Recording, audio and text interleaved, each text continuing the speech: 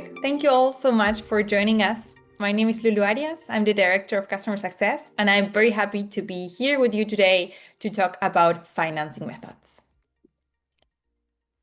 So this is our agenda for today. We will start with an overview of the three financing methods we have in Xendee: upfront cash purchase, loan purchase, and amortized cost.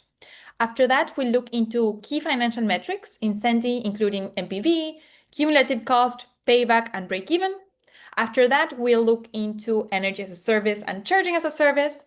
And then we'll jump into Xendee for Rita to do a demo, and you can follow along. So before getting started, let us introduce ourselves. I'm Lulu Arias, as I mentioned, the Director of Customer Success here at Xendee. Before joining Xendee, I used to work as a consultant at the Boston Consulting Group.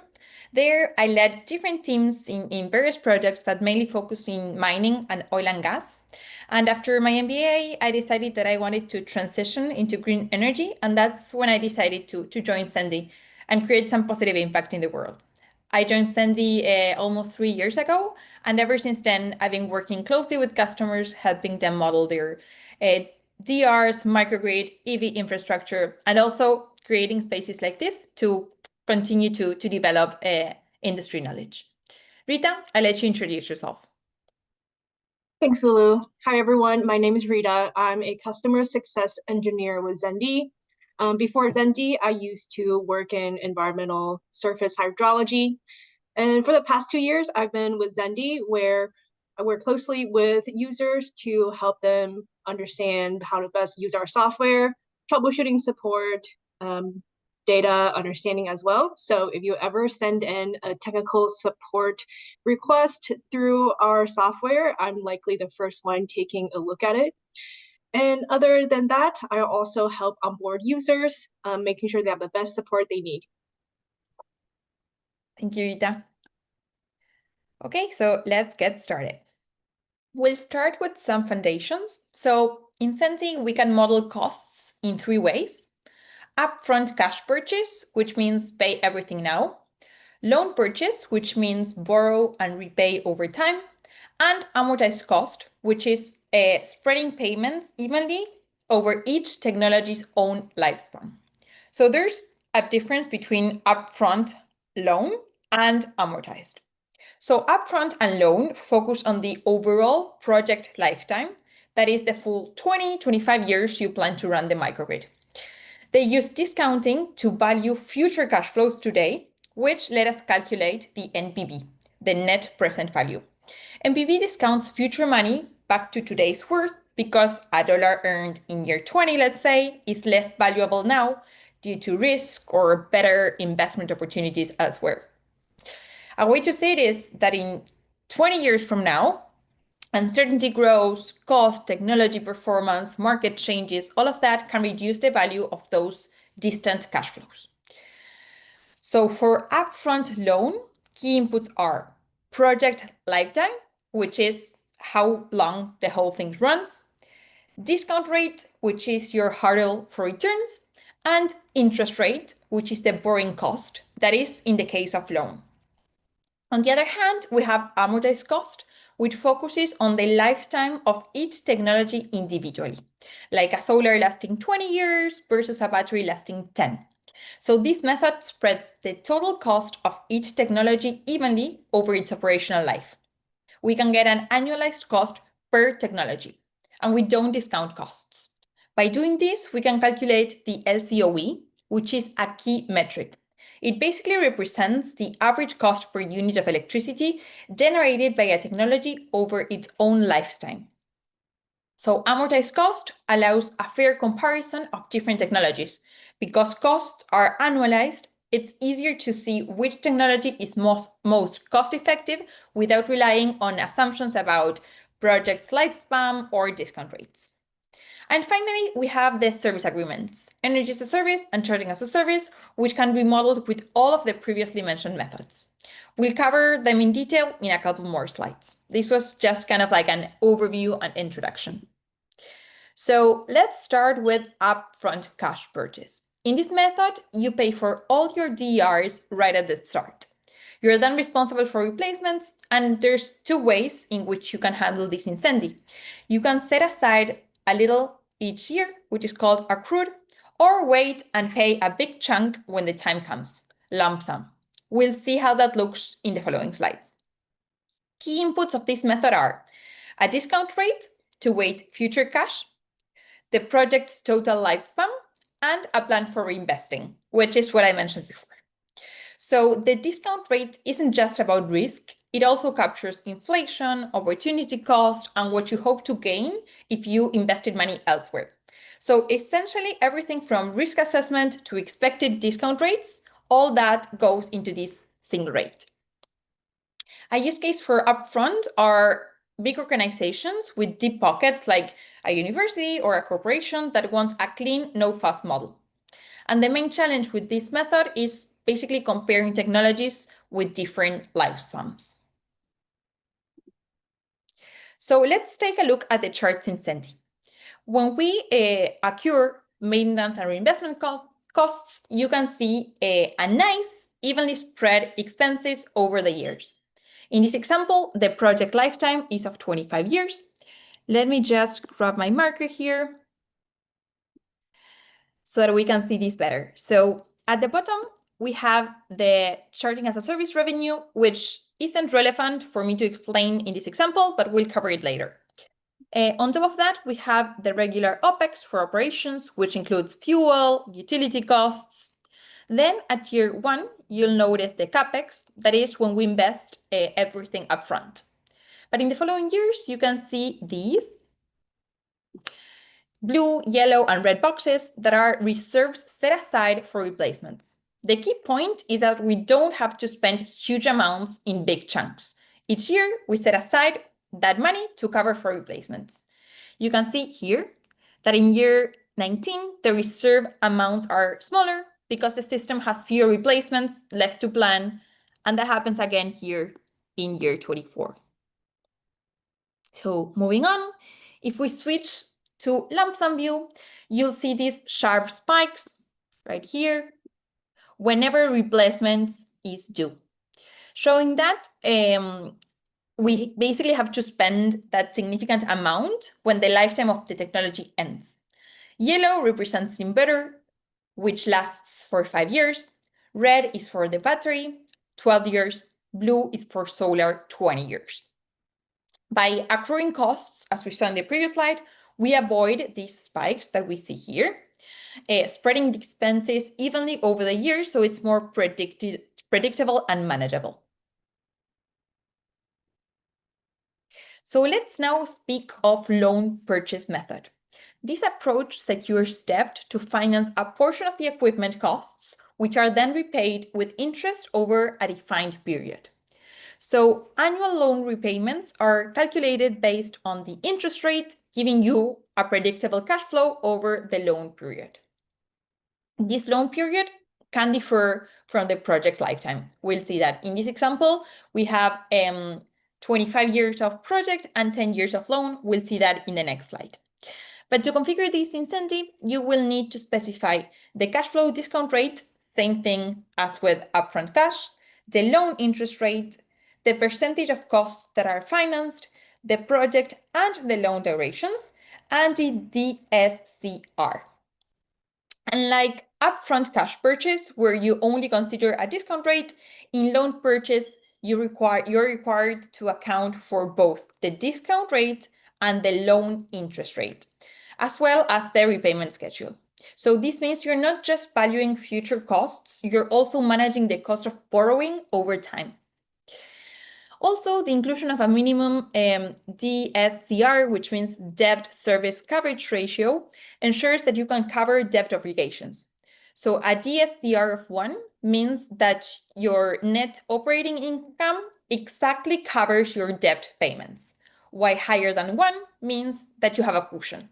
Lower than 1 seems that you don't have enough to cover the debt. So many lenders have a minimum DSCR requirements, usually more than 1. So overall, this approach is well suited for projects where you don't have the money upfront and can negotiate good financing terms. There are also some limitations to note. This method introduces interest payments and potentially additional fees, adding debt to the balance sheet. And also, like upfront cash purchase, it can struggle to fairly compare DERs with different lifespans. So in Xendee, the accrued method represents a smooth repayment profile across the project lifetime. Here we have a 25-year project and a 10-year loan. So you'll see these annual loan payments are only during this period, and they are represented with blue for solar, yellow again for inverter, and red for battery. We also have the maintenance cost shown in the smaller lines over here, same as before. Same as upfront cash, solar panels don't need replacement for 20 years, so the accrued maintenance decreases starting in year 20. By spreading costs these ways, you can clearly see both the annual loan obligations, right here, and the ongoing maintenance cost. Any reinvestment in year 25, as you see here, isn't visible because it's already included in the accrued costs, following the same logic as before. These costs account for technology replacements in the final years of the project. This is also true for upfront cash purchase, all methods that you can work with accrued cash. So in lump sum, annual loan payments remain steady during the first 10 years, so this part doesn't change. However, replacement costs are not spread evenly, so they appear as spikes. You can see one here, and the rest. For example, the inverter is replaced every 5 years, while solar is replaced every 20 years. So this results in 5 inverter replacements, but only 1 solar replacement. In year 25, we invest in an inverter right here that we will only use for 1 year. And in year 20, right here, we invest in a solar system that will be used for only the remaining 5 years of the project. So let's now explore amortized cost, which is the go-to approach when you want to compare technologies with different lifetimes. So this method calculates the levelized cost of electricity for each technology, normalizing the costs over their entire lifetime. It allows us to compare long-lasting technology with a short-lasting one on the same basis, making the analysis more meaningful and easier to interpret. So with amortized cost, the cost of each technology is spread across its individual operational lifetime. This ensures expenses are fairly allocated to each technology's useful life. At this point, I'll jump to the next slide to show the equation we use, and then I come back and continue exploring inputs and limitations. So let's move on here. And the calculation for this method is pretty straightforward. The total capital cost of an asset is converted into an equivalent annual expense by multiplying it by an annuity factor. This factor spreads the investments evenly over the asset's expected lifetime, considering the interest rate. Each technology is assigned its own annualized capital expenditure, reflecting its cost and lifespan. Coming back here, in Xendee, you'll need to input the interest rate, same as with all other methods, the maximum payback period, which defines the longest period over which costs can be amortized, and the reporting years. This specifies the years for which you want to generate the cost reports, given that we don't have a defined lifetime. So amortized cost allows to evaluate technology costs over their useful life without the complexity of detailed loan structures. Some limitations of this model include the project lifetime, which is not part of the calculation, and the discounting of future costs is not applied. So money is spent in the future is treated the same as money spent today. So in this chart, we can see the amortized cost method with even annual bars reflecting a balanced cost distribution. Here you can see steady blue, yellow, red bars for solar, inverter, and battery, respectively. Costs are spread evenly over each technology's lifetime, and when reinvestment occurs, you can see it here, here, here.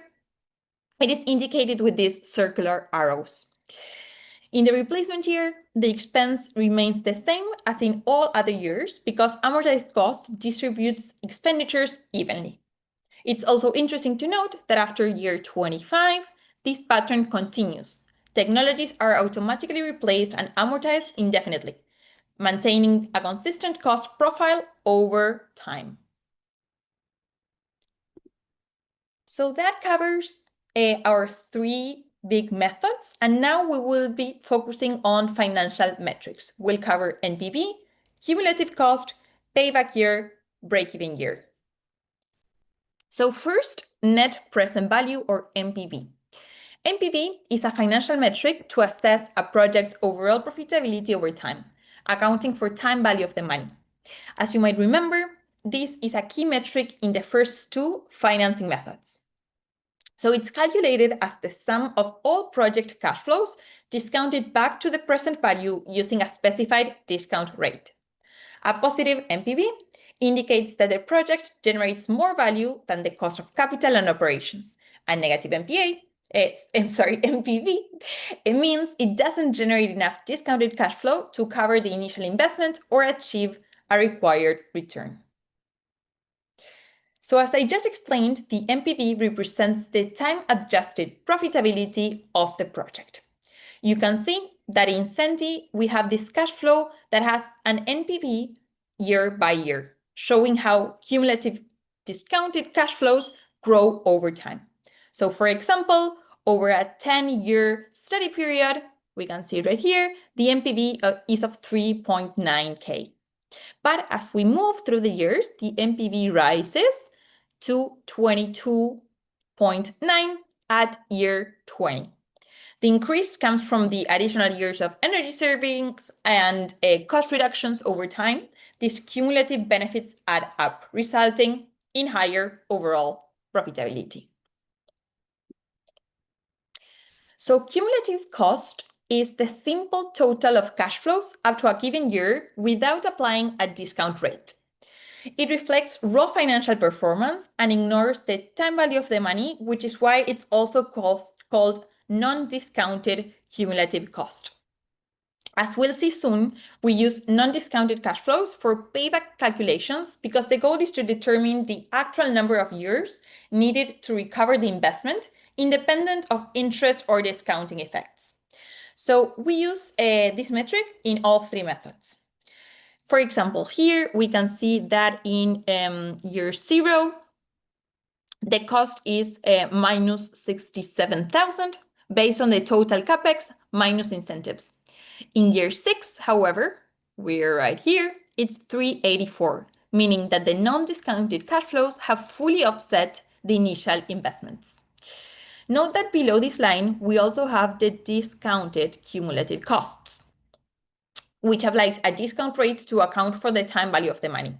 So as you can see, over the years, the discounted cost savings are smaller because the non-discounted ones. This is because we consider that future money is worth less than money today. And that's why we have the difference between these two bottom lines right here. So let's now examine two essential metrics, the break-even year and the payback period. Both rely on cash flow analysis, but they serve different purposes, and understanding their differences is very important. So let's start with payback period.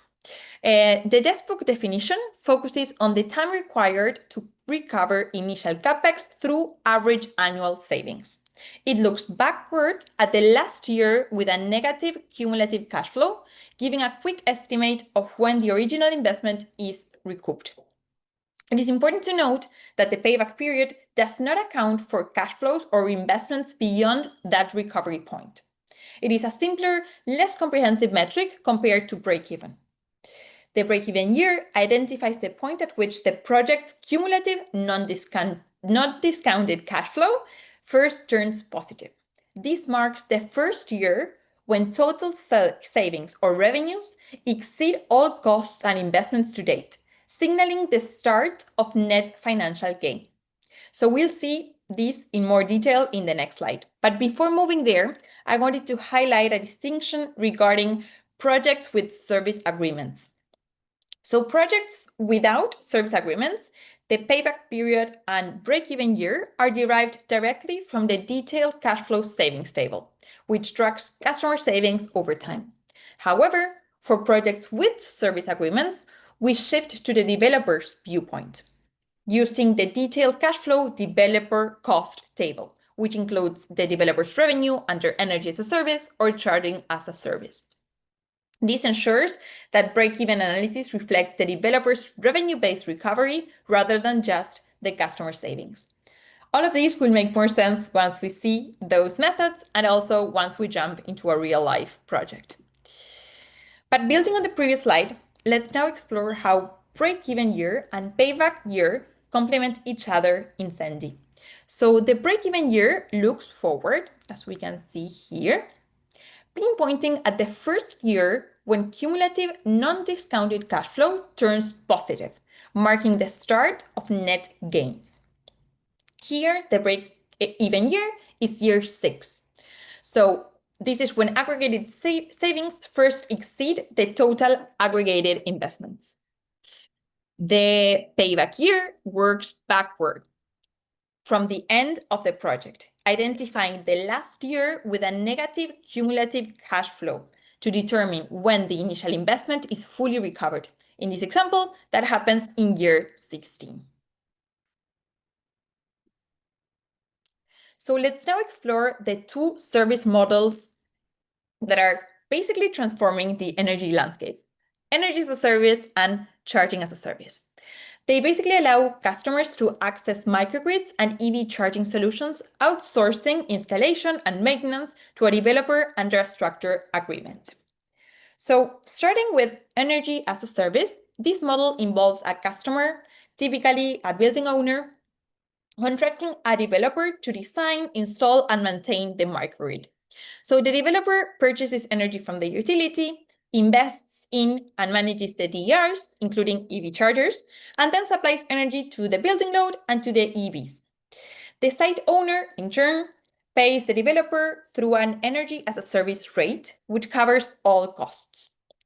The customer's payments to the developer is structured as a service agreement that includes installation, ongoing maintenance, and utility purchases, while also adding a profit margin for the developer. The energy as a service rate itself is determined by two main components: a hurdle rate, which represents the developer's required rate of return on investment, and a cost adder, which accounts for additional charges needed to ensure the developer's financial ability. We'll explore this in more detail in the following slides and also in the model that Rita will run. But before moving on, I want to be clear that the energy as a service function is like a subscription service for energy, providing predictable costs for customer and shifting operational responsibilities to the developer. Note that in Xendee, we offer a dual perspective analysis and enabling evaluation of both customer cost savings and the developer's financial returns. We'll see that in the results of Rita's project. Transitioning to charging as a service, this is a specialized evolution of energy as a service, which is designed specifically for electric vehicles charging. In this model, the developer procures electricity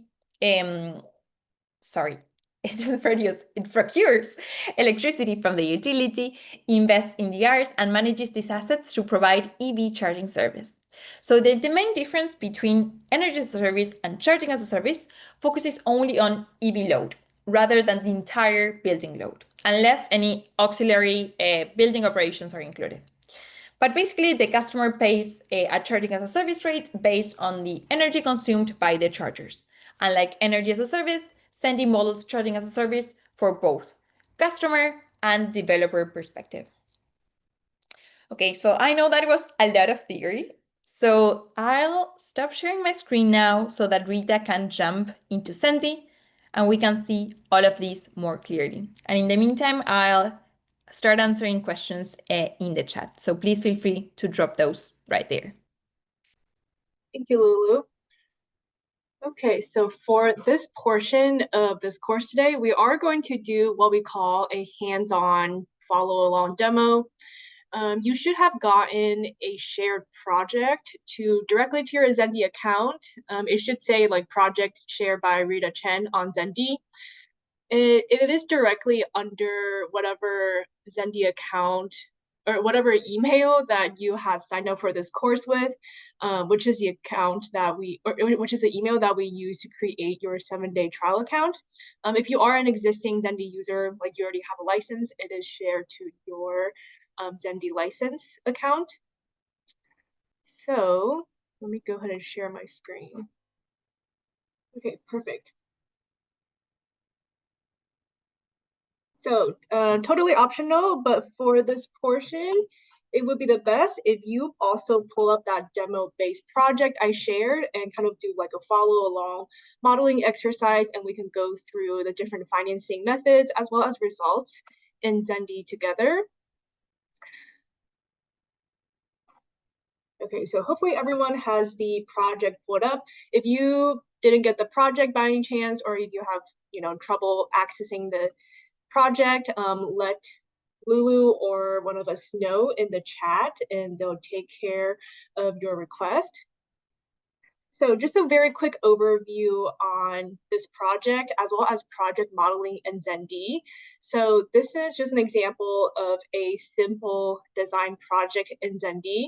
This site here, as you can see represented by the actual Google Map imagery, is a little fast food restaurant in California. For the sake of time, we are not going to model this entire project from scratch. If this is your first time modeling or looking at Xendee, just know that we are skipping over a lot of steps in the basic and fundamental modeling process. If you want to learn more about modeling from scratch or do more guided tutorials, you can check out our recorded Microgrid 101 basic tutorial, which covers basically the modeling process from the very beginning, or we also have guided walkthroughs on our Xendee account page, which you can access.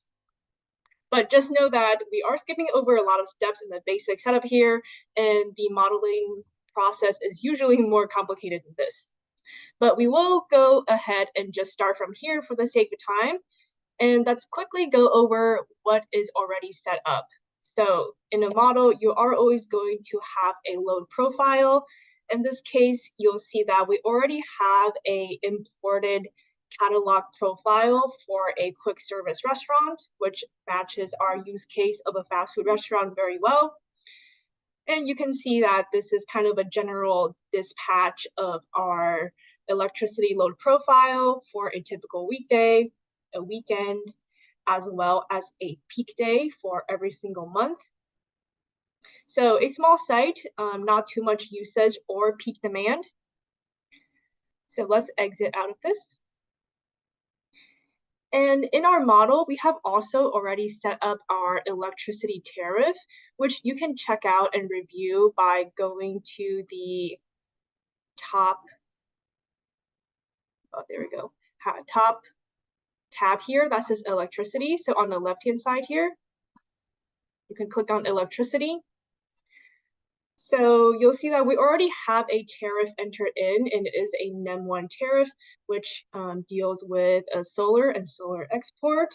So you see we have a time of use tariff, which means that the electricity charges are going to vary throughout different hours of the day.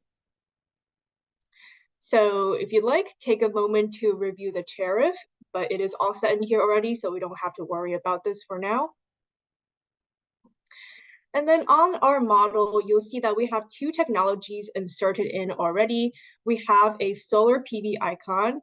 If you click on this, it will bring up our solar PV settings.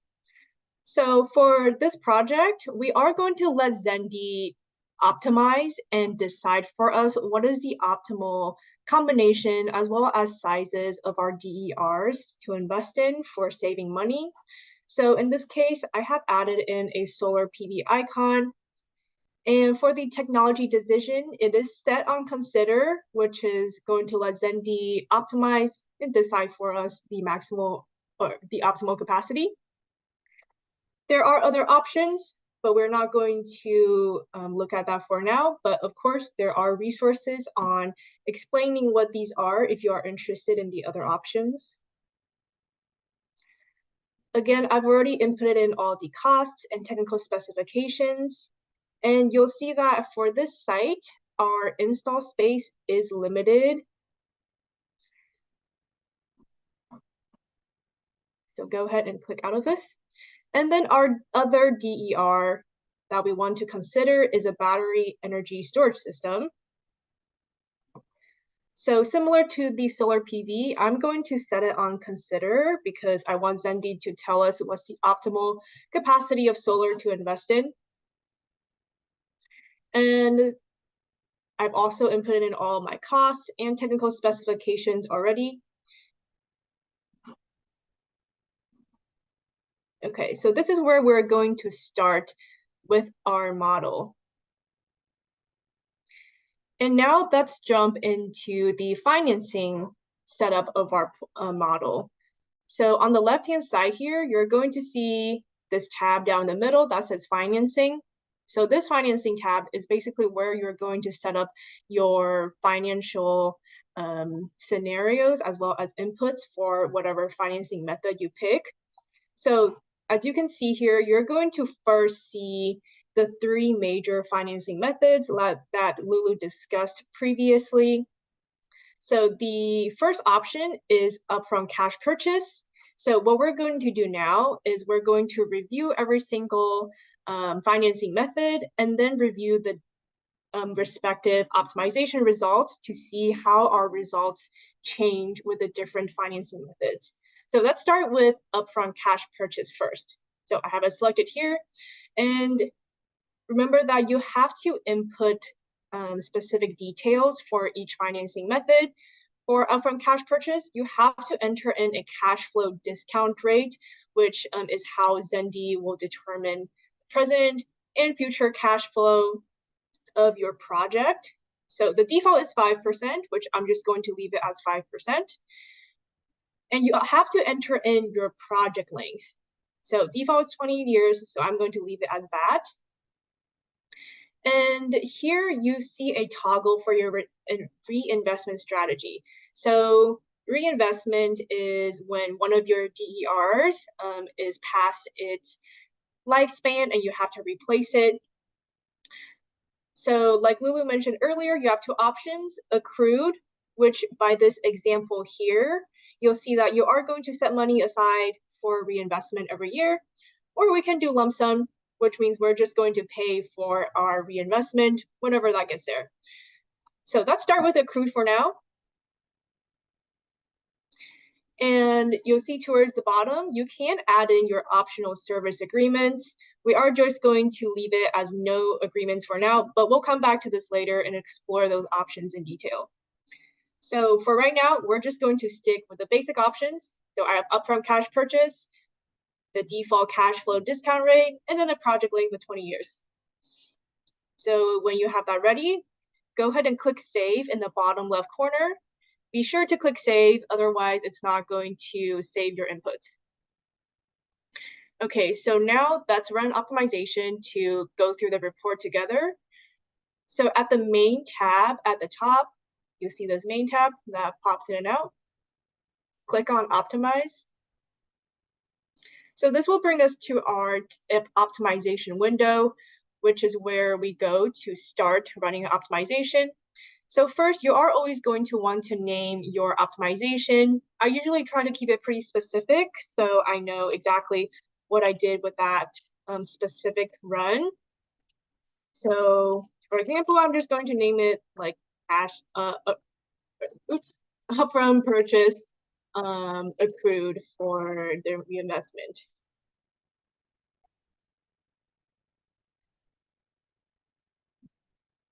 And there is a few other options here regarding if you want to implement like a carbon tax or renewable generation requirement, but I am also just going to leave these as a default for now. And scroll down and you'll see you have to make an optimization decision. So the default is going to be reduced cost, which means Xendee is going to find you the optimal capacity, and dispatch that minimizes your annual system operating cost, which is what I'm going to click here. You have other options as well, and feel free to explore that on your own later. But for now, we're going to do reduce cost. And you can also see here on the right-hand side that is just reminding you that you have upfront cash purchase financing method selected.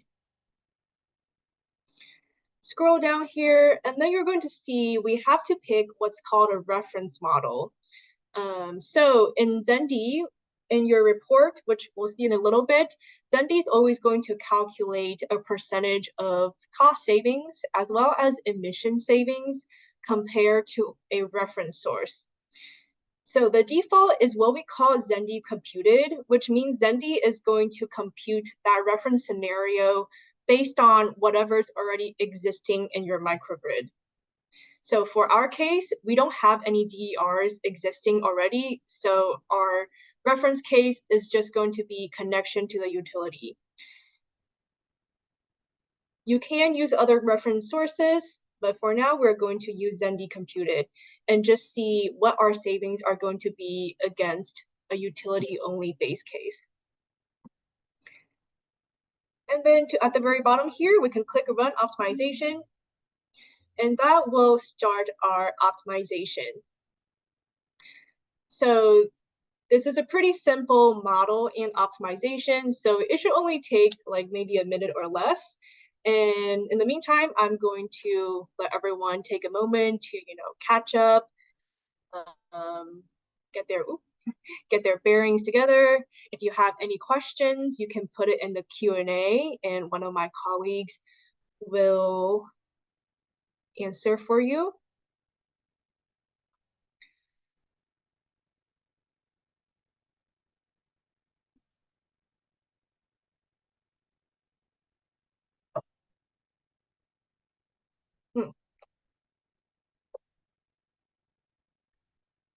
And if you want to see where all of your optimization results will be once you have more results, it is going to be at the top from the main tab here under the results page.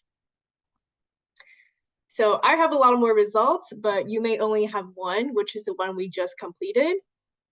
So let's go ahead and click on that optimization result. And that's going to bring us to our report. So at the very top here, you're always going to see a summary table of your costs, system costs, your emissions, as well as how much it is and the annual savings compared against a reference. So remember, our reference is just our current utility connection, which means our site is just buying everything from a utility. And then our investment scenario is going to be with our new DERs, which brings us over to our right-hand side here. So this is what Xendee has decided for us as the optimal capacity size.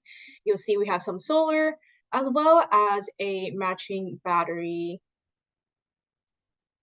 And then if we scroll down a little bit, let's go to this financial summary metric table. So first, it is going to calculate our LCOE, levelized cost of electricity, and has what our optimized LCOE is going to be against our reference. So you can see that our optimized LCOE has dropped significantly from the reference, and this is going to be due to our solar as well as battery. And I know you must have questions about what's the difference between all of these things.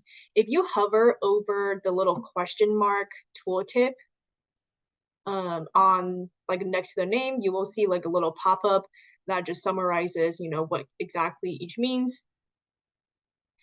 So basically, if you have a question about something in the report, hover over the question mark and you'll get like a quick overview of what each item means. And you'll see that here we also get our OPEX savings.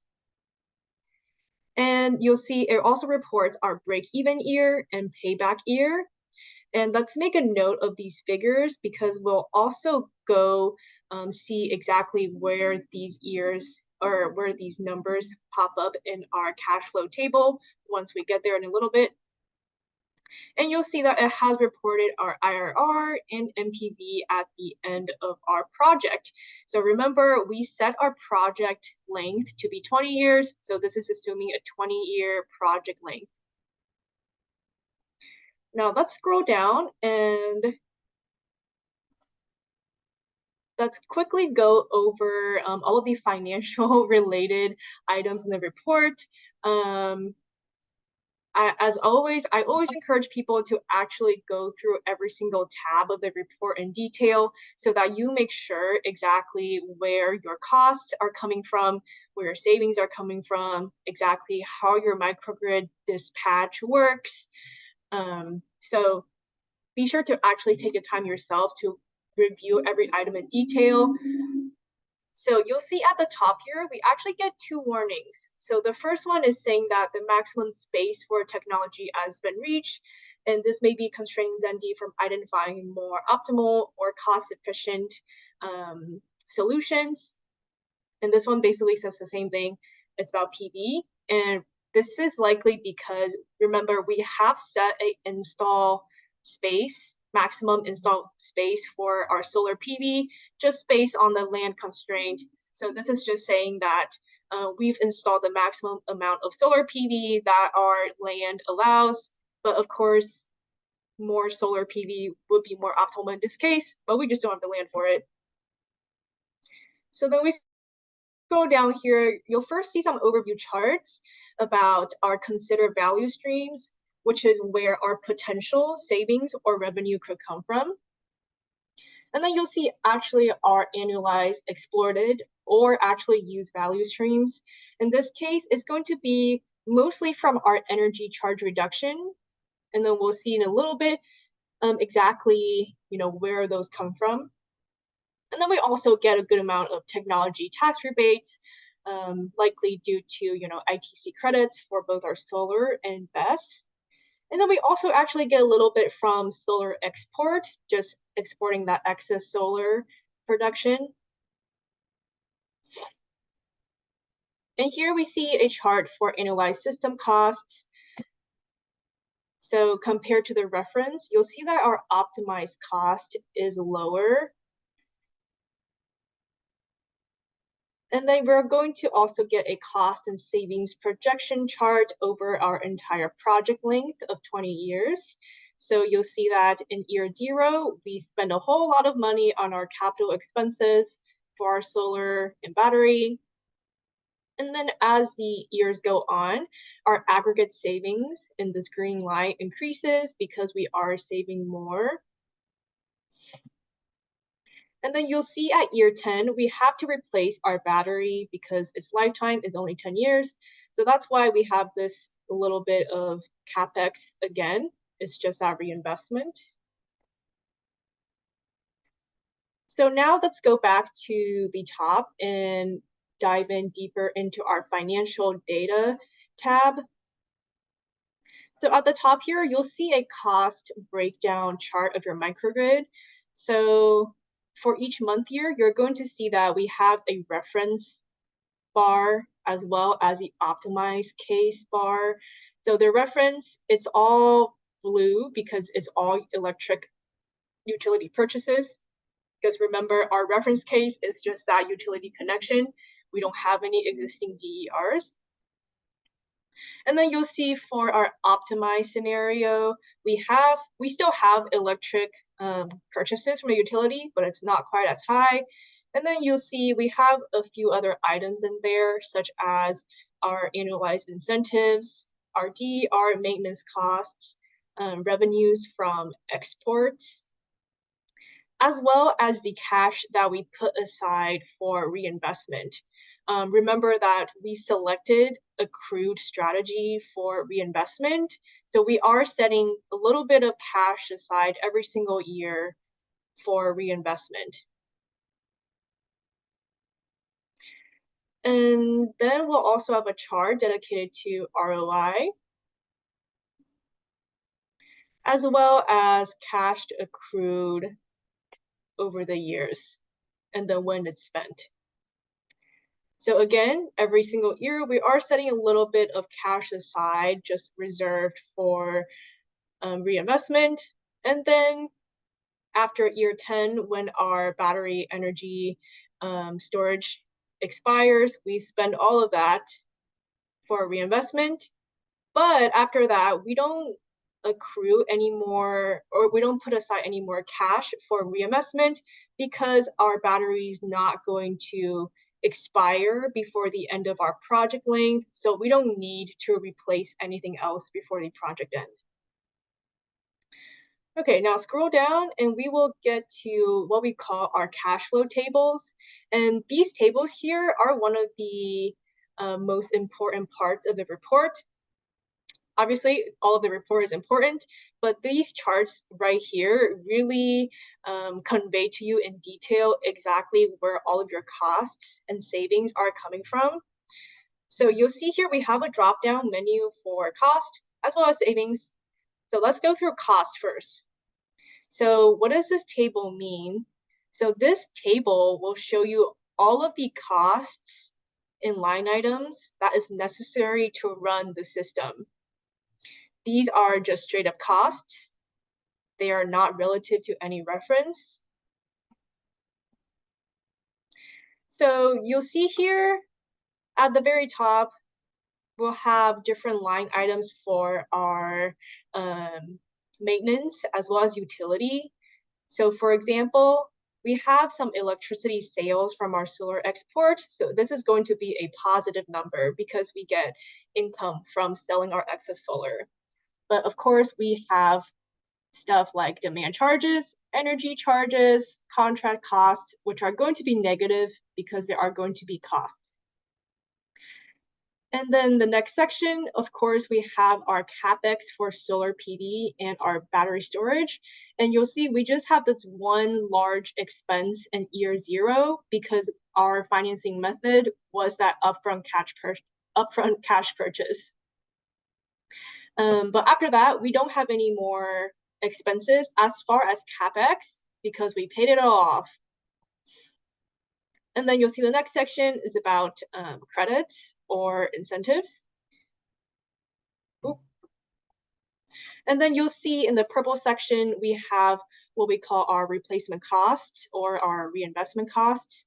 And remember, since we are on that accrual strategy, we put a little bit of money aside for every year. And then we stop after year 10 because we don't need to replace anything else before the end of our project length at 20 years.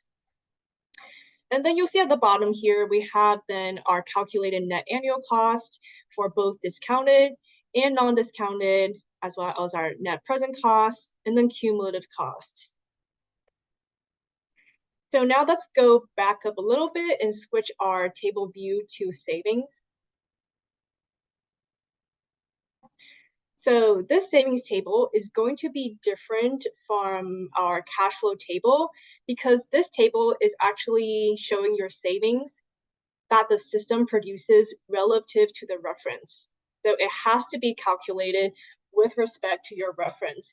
Remember, in this case, our reference is just our utility purchases.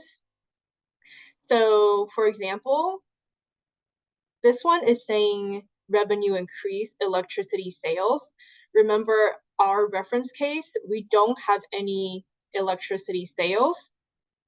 So this is going to be a positive gain as far as revenue increase. And then you'll see the next item, savings, utility demand charges. This means that we are saving $17,000 a year as far as utility demand charges. So whatever the utility demand charges for our reference cases, we are saving $17,000 with respect to that amount. So we are saving $17,000. And then of course, it's going to have the same line items for everything that we saw in the cash flow table, just in terms of savings. You'll see that our savings for DER maintenance costs is actually negative because before we didn't have any DER maintenance costs. And now that we have DERs, we have to pay more in maintenance costs. So that's why this value is negative, because we're not actually saving anything, we're paying more. And again, it's going to have all of our other line items. And then you'll see at the bottom, we have then our net present value, our NPV, as well as our cumulative cash flow, non-discounted. And remember, I mentioned earlier to take a note of our payback year as well as break-even year, because this part of the table, the cumulative cash flow, is where you see that being reflected. So let's scroll back up really quickly to the top of our report, which says our break-even year is 8 years and our payback year is 7 years. So let's see how that looks on our report. Okay, so remember the payback year is going to be the last year with a negative cumulative non-discount cost. So it's going backwards.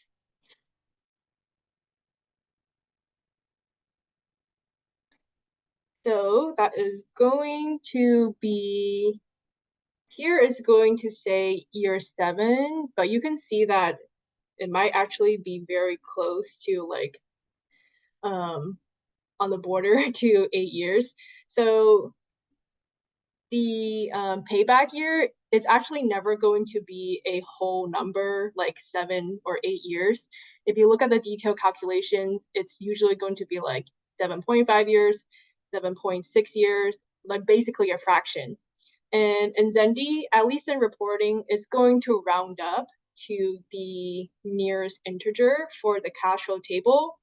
So in some cases where that rounding is just right in the middle, you may see like a 1 year difference between your, like whatever was showing at the top at the table here, and then our actual cumulative cash flow non-discounted line. It's just a matter of rounding. And then our break-even year is going to be the first year with a positive cumulative non-discounted cost. So our first year is going to be this year, year 8.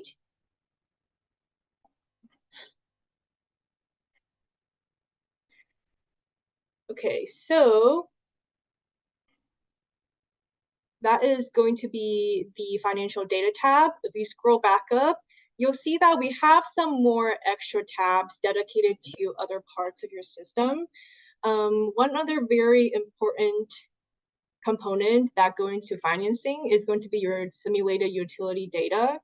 It's going to be a simulated utility bill of whatever your new system is going to be.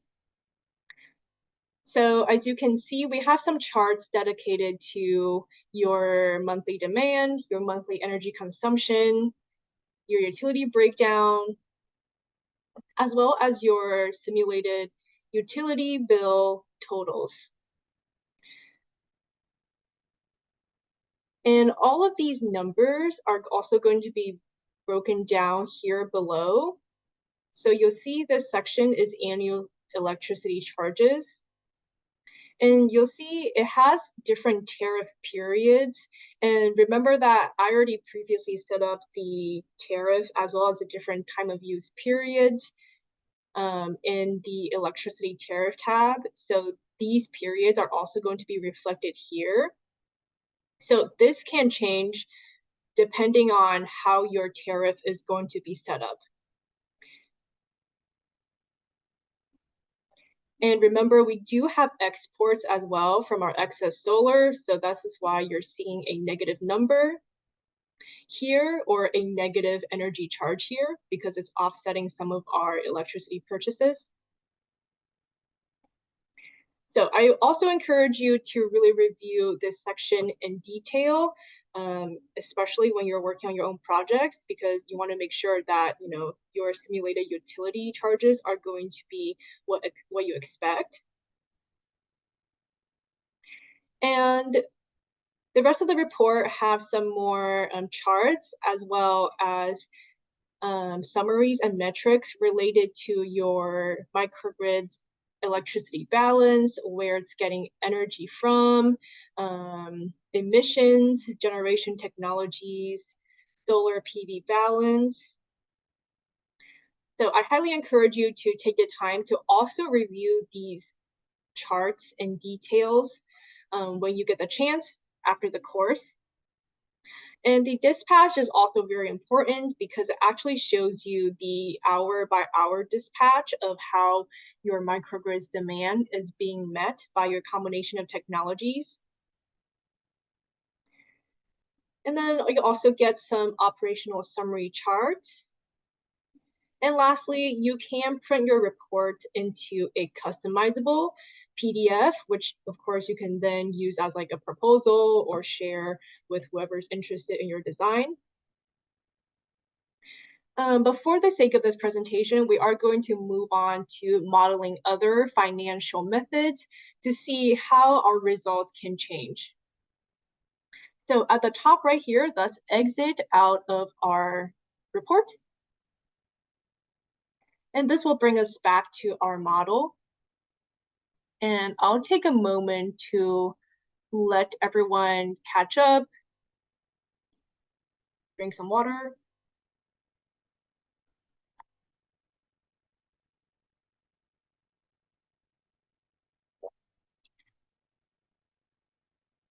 Okay, perfect.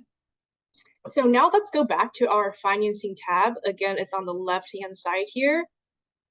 So click on financing. And now let's go over to doing a loan purchase instead. So click on loan purchase at the very top, and you'll see that once you click on loan purchase, it's going to enable a lot of inputs that previously weren't there because we do have to define some extra inputs for a loan purchase. So again, you can use the default values if you like, which is what I'm going to do. So you have to define your loan interest rate, your cash flow discount rate, your percentage financed, your project length, again, I'm going to leave this as 20 years, your loan length, which is the loan term. Your loan length does not have to be the same as your project length. It can be shorter. Say you want your loan to be repaid in 15 years, you can put that here, but it cannot be greater than your project length. I think you'll actually get an error if you input a loan length that's greater than your project length. So let's put in 15 years, or you can put in however many years you want. And then you can specify a minimum or a minimum debt service coverage ratio. But you can also leave this blank if you don't have a requirement for the coverage ratio. And again, you can toggle your reinvestment strategy between accrued or lump sum. I'm going to leave it as accrued for now. So we're going to set money aside every year. And once you do that, let's click save. And then at the top here, let's go back to our optimization page. And I'm going to name this.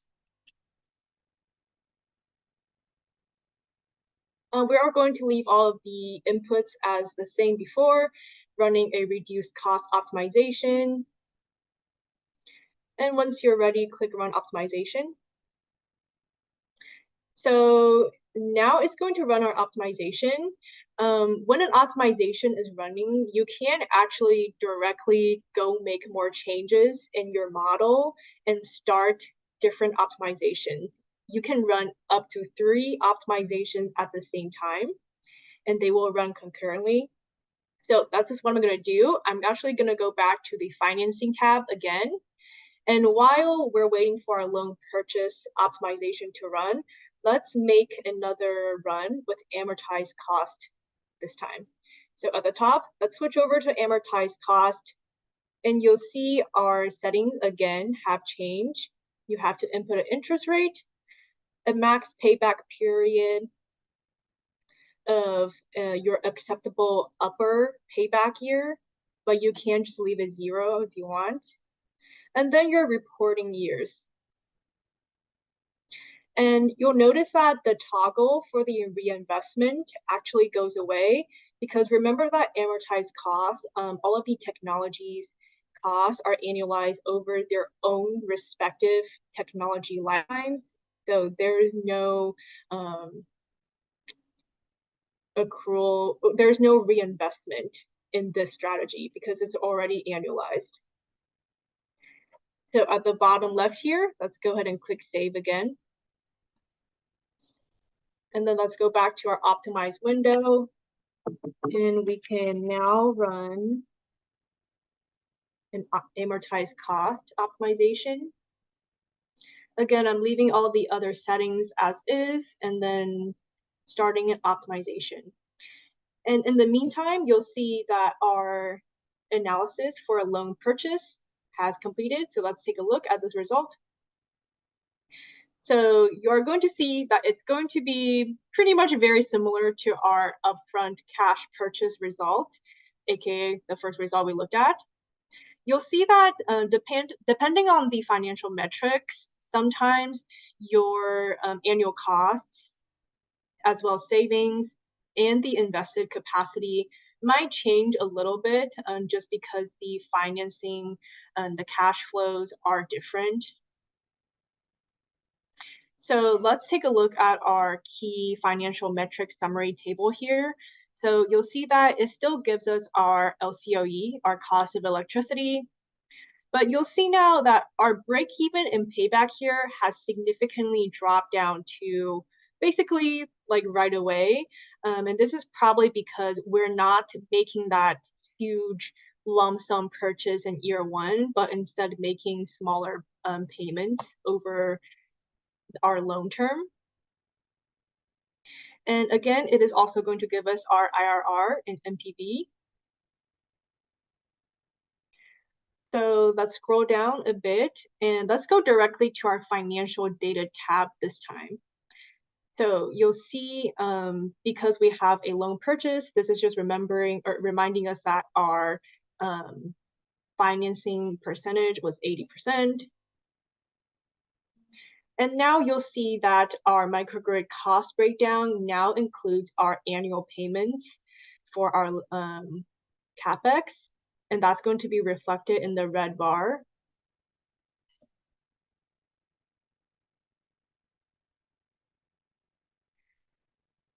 And you'll see that we also have a chart dedicated to our debt service coverage ratio. And this is actually calculated from the results. It's not going to be the same. It is not always going to be the same as if you had input a debt service coverage ratio requirement in your financing tab. Because remember, that was just a requirement. This is actually going to be what it is. And you can see that for us, our DSCR was basically 1 the entire time. And that's because if we scroll down,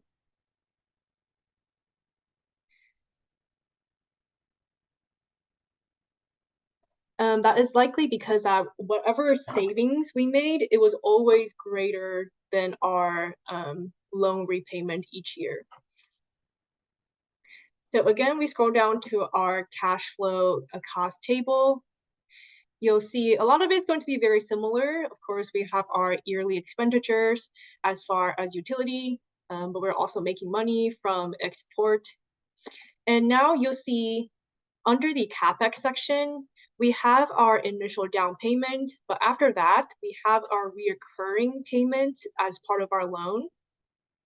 And you'll see that this loan goes all the way through year 15 and then it stops, which makes sense because remember, I set my loan term to be 15 years. So I wanted that loan to be repaid by year 15. And now let's switch over to our savings tab. So you'll see here we again have our savings, and our total OPEX savings every year is 121, which compared to our CapEx loan payment each year, it is always greater than our loan repayment each year. So that's why we have a debt service coverage ratio of perpetually 1, because it's always greater than our loan payment every year. And you'll see at the bottom here where we calculate our cumulative cash flow, you'll see that it is basically green right away, and likely just because we are spreading out those CapEx costs over so many years instead of making one huge purchase in year 0.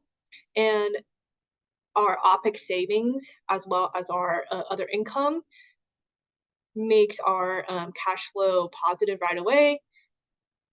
So this is why we have such a short break even and payback year.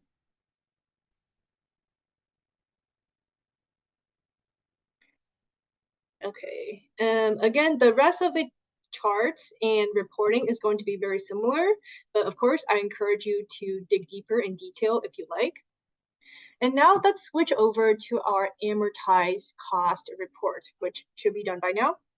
And actually, now while we're on the optimization result page, you'll see that for every one of your results, you're also going to see your analysis type labeled in the middle. So like this one is reduced cost, amortized cost. Our loan purchase one was reduced cost, loan purchase. So that's just also another way to remember what financing method you had run.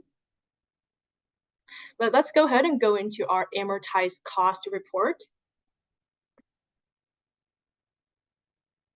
So again, very similar. You'll see that our numbers have changed or could have changed a little bit, just because remember, amortized is kind of in perpetuity. There's no project length, and all of the costs are annualized over the technology's own specific lifetime. So you will sometimes see the investment amount differ compared to like upfront or loan purchase. And let's look at our financial metrics here. You'll see that we now only get a couple of these metrics. We don't have NPV or IRR because remember, those are reported as the values at the end of our project length. But of course, we're not considering a project length for amortized costs, so we don't get NPV or IRR. And now let's go to our financing tables again.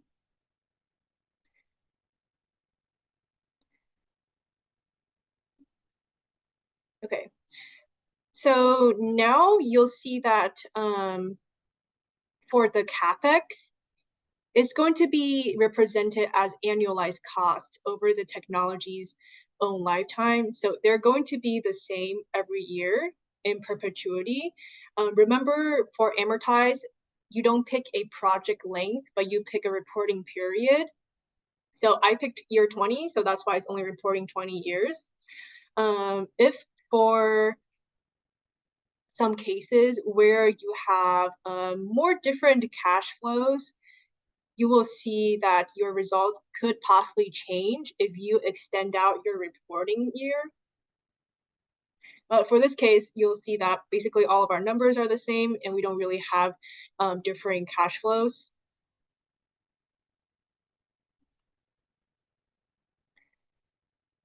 So that was amortized cost. Again, I'm going to let everyone take a moment to catch up on whatever they were doing, ask questions in the Q&A if you have any.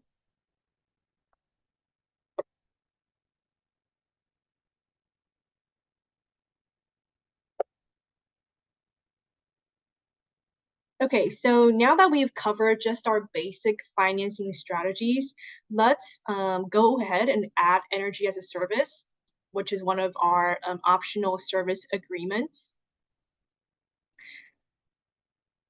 So let's go back to our financing tab here. So remember that all of the service agreements, they are an optional addition on top of any one of our 3 financing methods. So you still have to pick a financing method. You just have the option to add a service agreement on top. So let's go back to upfront cash purchase. Again, I'm just going to leave these settings as default and accrued, but you can switch it up if you like and see how it changes for your reporting.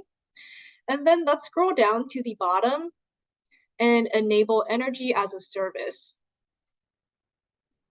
you'll see when you do that, it enables a few extra options. So first, it is going to ask you if you want Xendee to optimize your energy as a service rate per kilowatt hours for you.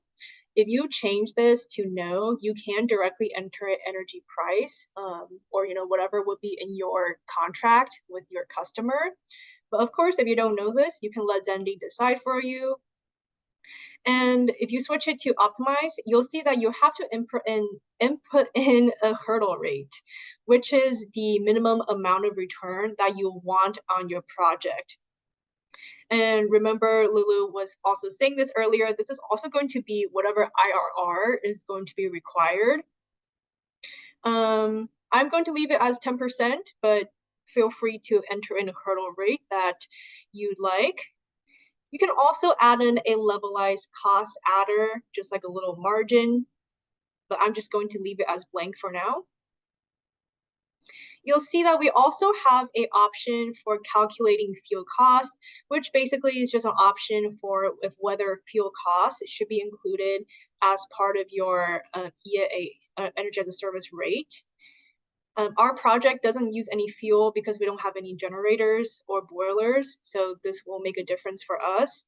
But this will make a difference for your energy as a service rate if you have fuel power technologies. So once you do that, remember to click Save at the bottom left corner here. And you don't need to change anything else here. All of your other technologies and savings and electricity charges can stay the same. So let's go up to our optimized window. And I'm going to name this like upfront cash purchase with energy as a service. Again, leaving all of our other inputs as the same as before. You'll see now here we have a little note that says our financing method is now upfront cash purchase with energy as a service enabled. Let's go ahead and run the optimization.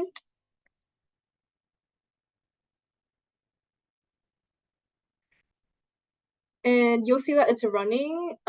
Just as a side note, as you have more analysis configurations or constraints or service agreements enabled in Xendee, it could increase the runtime just depending on how complex your project or model is.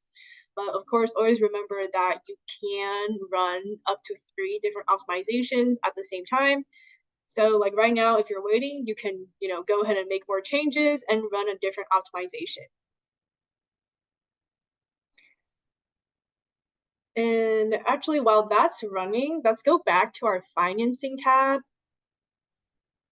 And let's see how it will change if we change our reinvestment strategy to lump sum, because we haven't done that yet. So yeah, just a reminder, if you change it to lump sum, your reinvestment for your technologies that needs to be replaced is going to be replaced, or it's going to be paid for whenever that occurs. Save this. Let's go ahead and run cash with EAS. Oh, no, lump sum. We're running lump sum. But if you forget, that's totally fine because it will show in your financing cash flow table, when and how much the reinvestment costs are taking place. Okay, so our regular upfront cash purchase with energy as a service analysis has completed. So let's take a look at that. Okay, so now you see our reporting will look slightly different at the top. So of course, we still have our overall financial metrics as well as investment capacities and technologies. But now you'll see that our financial summary table is now divided into a developer view as well as a customer view. Reminder that the developer is going to be whoever is buying the DERs and maintaining the DERs. And whoever the customer is going to be likely the site owner, but is just paying you for, or paying the developer for the electricity. So you'll see under developer, we still have our levelized cost of electricity, our LCOE, and now we have a starting energy as a service rate. So this rate, remember it's optimized by Xendee, is going to be the rate that is going to get at least 10% of IRR at the end of the project. Remember, we set a hurdle rate of 10%, so this is why the IRR at the end of the project is exactly 10%. Still, we are also going to have our break-even and payback year. But remember that when energy as a service or a service agreement is enabled, our payback and break-even year are going to be based on our developer cost table instead of a savings table. But we'll look at that in a little bit as well. And of course, it has our IRR as well as a net present cost at the end of the project. Remember, this is different from a regular non-agreement optimization, which would regularly report NPV instead. Now let's talk about our customer metrics, which is whoever is paying for the electricity. You'll see that they also get a reference cost, and then total cost as well as savings. So you can kind of explain this to your customer, like, hey, if you buy electricity from a developer at the rate here, you'll end up saving 15K every year. And now let's go to our financing cash flow tables.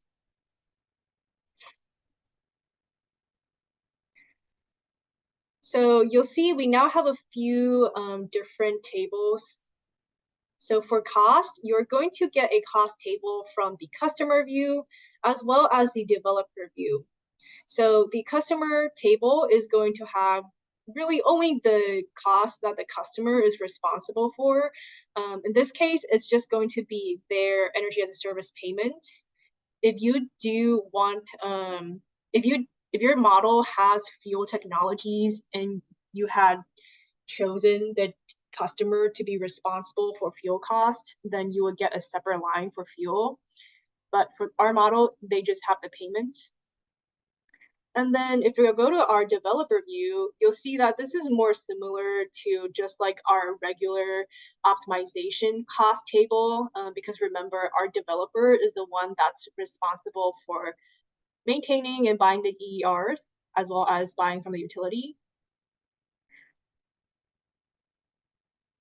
And then you'll see we have an extra line item here for our energy as a service revenue. And then you'll see towards the bottom here, we have our net present cost, which is then where we get our cumulative cost non-discounted calculated from. And this is the table that we would calculate our payback year as well as break-even year from. And then if we go to the savings table, we are just going to get a savings chart from the customer perspective. So remember, our savings table is always going to be calculated with respect to whatever the reference is. So this is a good way to convey the savings that your customer is going to get by purchasing electricity from the developer instead.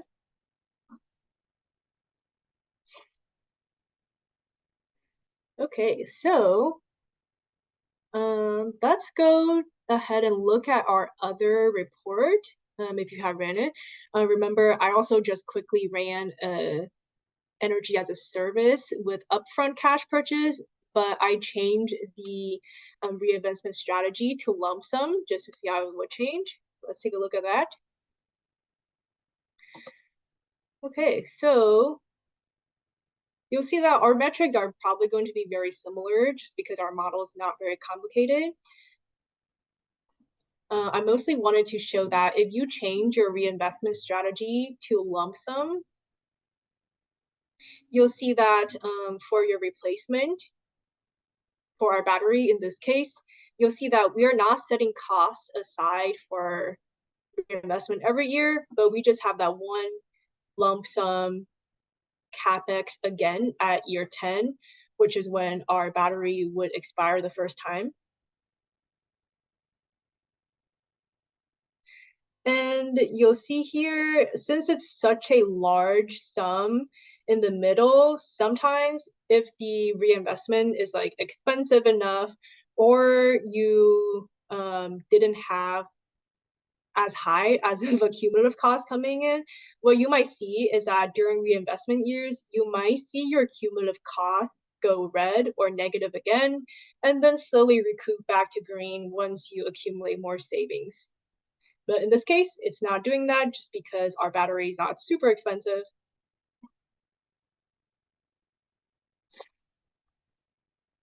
Okay, so again, I'm going to let everyone take a moment to catch up.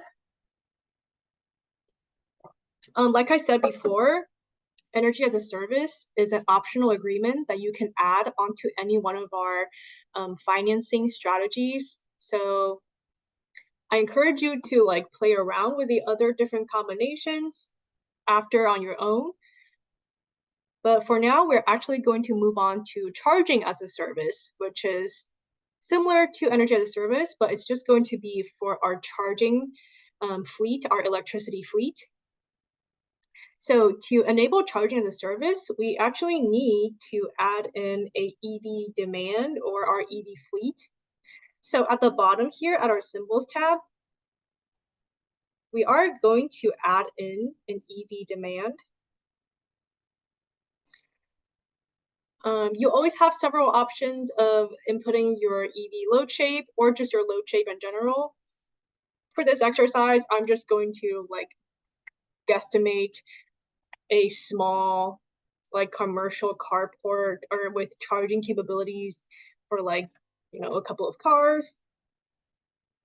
So I'm just going to assume that like 10 cars come throughout a day. And at the bottom, you can specify like when your charging station is open or available.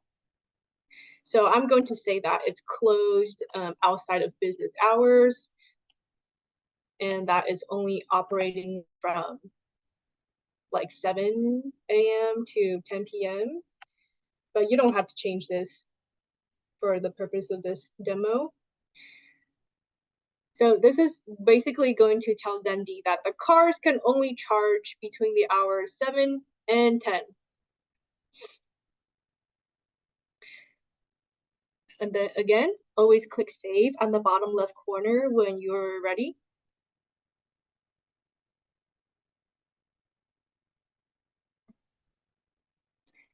Okay, and now you'll see that once we add our EV demand icon, it's going to show up on our map, but it's also going to automatically add a EV charging station icon. So you don't have to add the EV charging station icon separately. It's going to automatically show up. And what I'm going to do first is go back to our financing tab. And I need to actually enable charging as a service so we can set up our prices in the charging station. So instead of energy as a service, change it over to charging as a service. Again, I'm just going to leave a hurdle rate of 10%. Click save. And now we can go into our EV charging station and configure it. So the EV charging station is going to be kind of similar to a DER technology with a few other input requirements. So we have charging as a service enabled. That's why we have this section here. And you can let Xendee optimize the price for you, or you can enter your own. Just remember that if you leave this toggle as no, you have to input in a cost to charge. Otherwise, it's going to assume just free charging. But I am going to let Xendee optimize for me. And you can input your own model specifications or input from our catalog.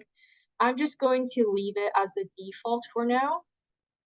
And it's going to ask, have you already purchased this equipment? So kind of like the technology decision, but for your EV charger. I'm just going to change it to say that I already know we just have one charger in this case. And at the bottom here, you'll see we have our cost specifications as well as charger ratings, which again, I'm going to leave as a default for now. But of course, you can change it or pull up a different charger from the catalog. But the main important thing here is remember that we have charging as a service enabled, and I'm letting Xendee optimize the charge for me. And go ahead and click save.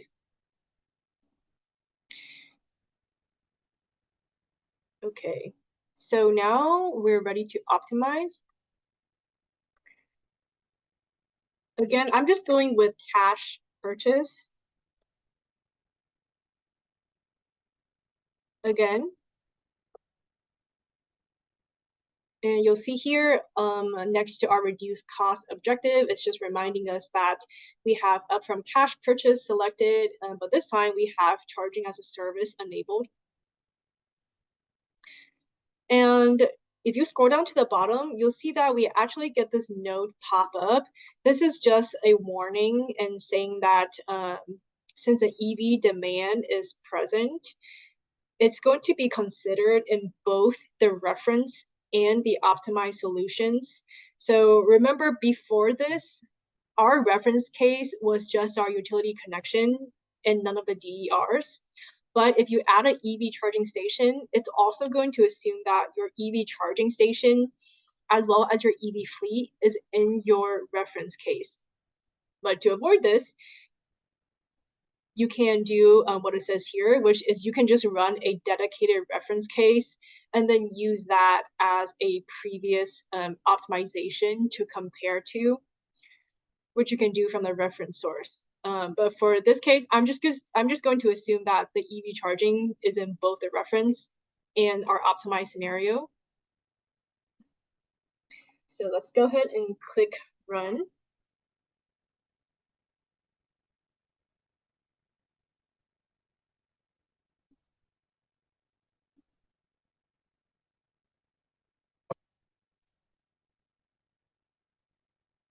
And while that's running, oh, okay, so I actually had lump sum enabled, that's fine. Maybe change it to accrued this time.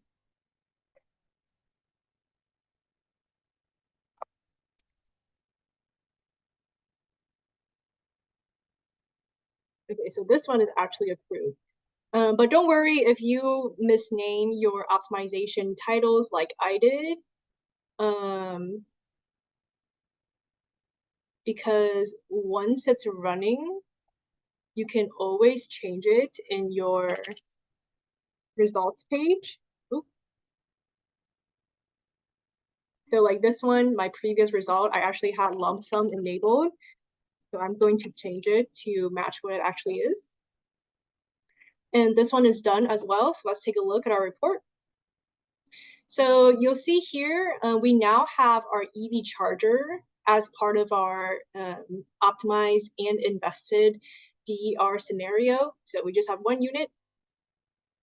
And you'll see our summary section is going to be similar to what we saw before in Energy as a Service, where we had developer metrics and customer metrics separated. But of course, this time is just going to be with regards to charging as a service.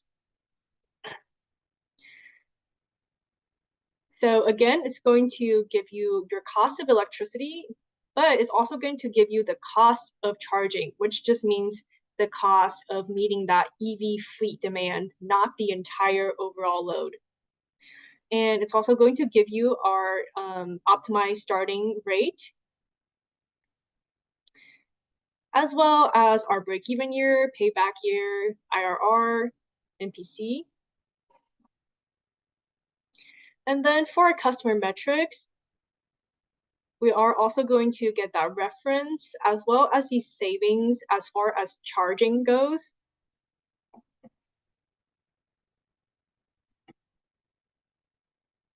And now let's go to our financial data tab.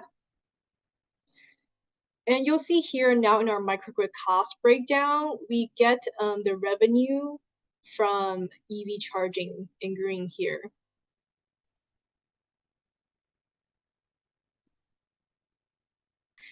So let's go to our cost tables.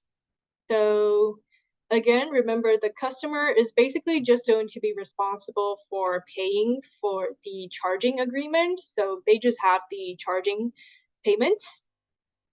And then under our developer cost, which remember is the party that's responsible for installing the DERs,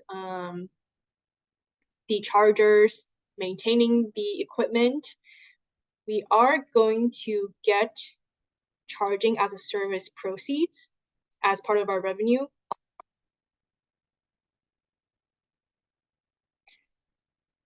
And remember that for this run, I had my reinvestment strategy chosen as lump sum. So our technologies are going to be paid for in lump sum when they get reinvested. So our battery expires in year 10, so we're going to repay it for again year 10. Our EV charger is going to expire or need to be replaced in year 15, so we're making that payment again in year 15.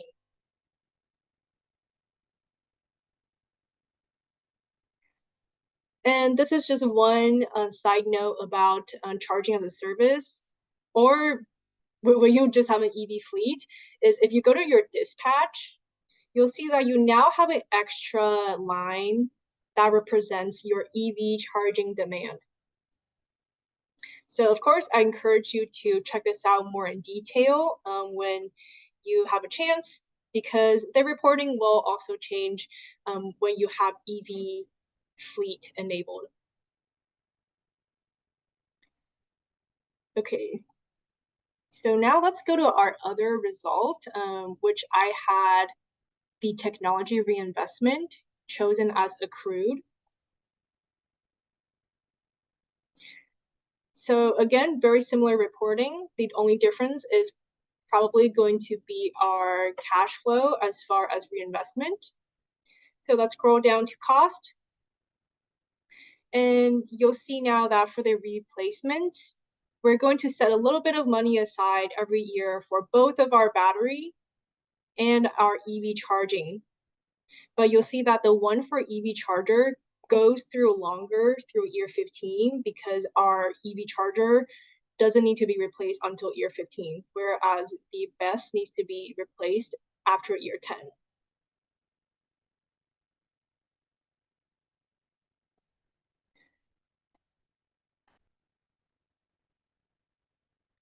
All right, so that's basically all I have today as far as the different financing methods and the demo. Remember that the financing methods, you can do different combinations and that you will see your results change if you do, cash from purchase with accrued, without accrued, and then if you add one of the service agreements on top. So remember, for both energy as a service and charging as a service, you still have to pick one of the three financing methods. So you will see your changes, or you will see your results change depending on that as well.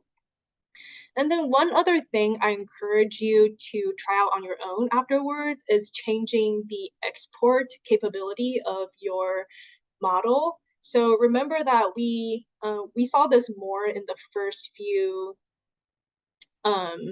optimizations we did, is we had revenue from exporting our excess solar, but you will also see your model as well as your optimized capacity. And this could be true for both solar and the BESS if you disable your electricity export.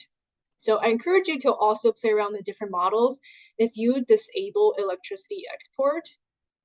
If you do this, you might see that it might be more optimal to invest in a bigger battery to, use up more of the excess solar since we can't export it.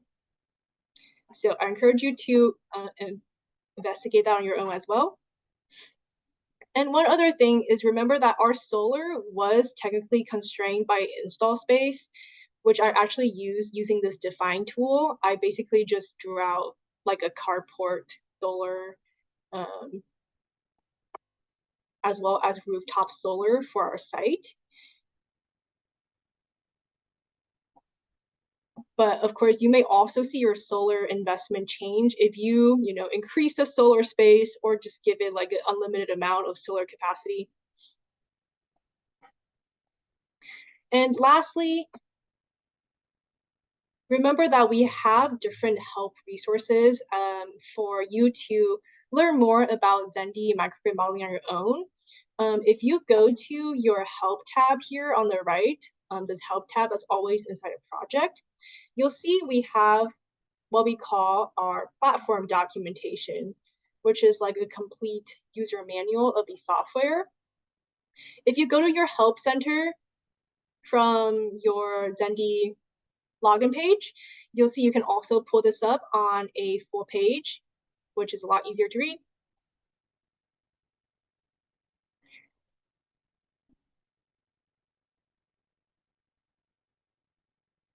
Other than that, we also have our guided walkthroughs, which will be a great resource if you want to learn more about modeling Xendee from the very beginning. Because remember, for the purpose of this demo, we started from basically the middle of a project. But if you want to learn from the very beginning, be sure to check out our guided tutorials.